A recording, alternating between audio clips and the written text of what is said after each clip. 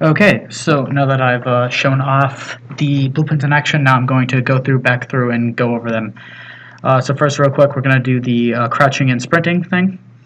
So that's just on the first-person character blueprint, and what it is an input action, which is crouch, which I have set to, I've named crouch, and I've set to the C key or the control key.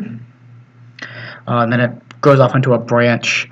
If then it checks if the character is crouching, it will uncrouch them. If not, it will crouch them, which essentially just moves the hitbox and the moves the hitbox on the camera down a little bit, and then a little bit of. Then sprinting is basically the same thing. On the sprint button press, it will set the max walk speed to 800, delay 5 seconds, and then it will set it back down to 600. Or if you release the sprint key, it would also just set your sprint key back down to 600. Eventually, I might change this out for a stamina system, so it will tick down from a hidden variable of stamina or a visible variable of stamina, depending if I do a HUD. And then it will visually tick down on your stamina bar until it runs out, and then it will stop you from sprinting. And then it will wait a few seconds, and it will regenerate the stamina.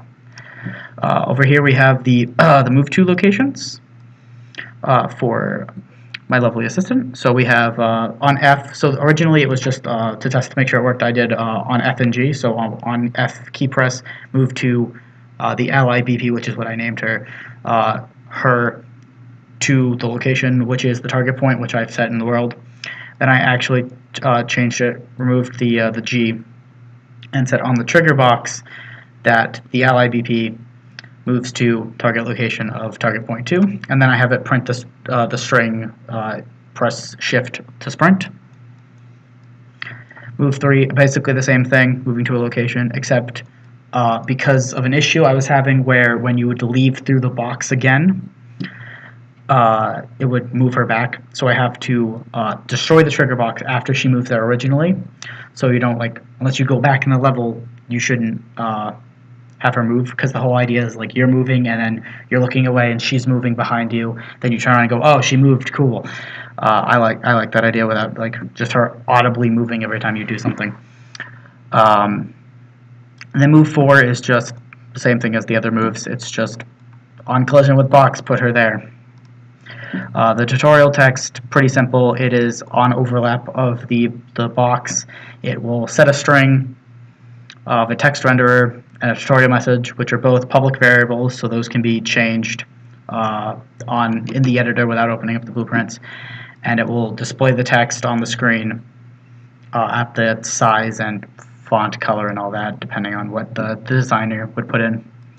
And then when you leave the box, it will set it to the same thing, but this time when it sets it, it will set it to a blank text so that it will just go away.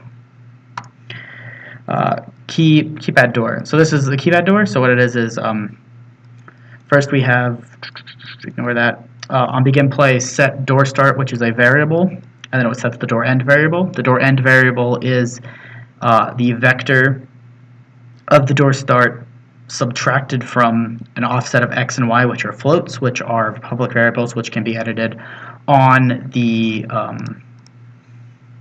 in the editor for the designer.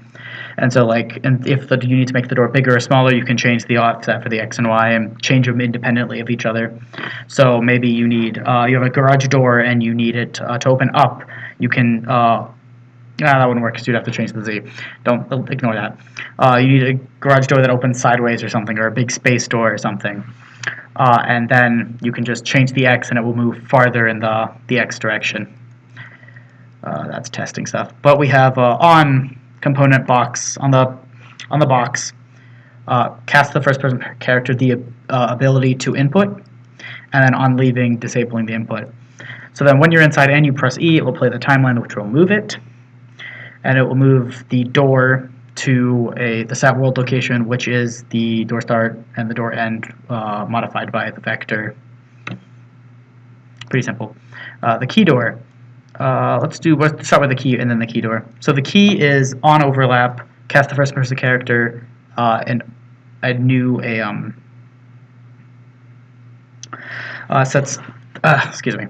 it sets the key. It destroys the key, or it sets the key to the. It casts the key to the first-person character, and it will add the key type, depending on the type of key it is, to the character, and then it will destroy the actor. And then the key door, on overlap, it casts the first-person character, the owned key, and then for each item in the loop of the keys, it checks, is this the required key? So it checks, there's 3 key types, there's none, red, blue. So it checks none, red, blue. Is this the required key type? If it is, it will remove that key from the index, and it will play the timeline, which will move the door, as the last one does. And the cool thing about this, though, is so how it removes it from the index is that it removes that one instance of the key. So if you pick up like 2 red keys, it doesn't remove all of your red keys. And the door, that blueprint key, and then we have the sliding door, which is essentially the same thing. It's just set the locations on event start, and then on overlap with the box, play it. Real simple, just like that. And then, yeah, that's about it for my triggers. Thanks so much.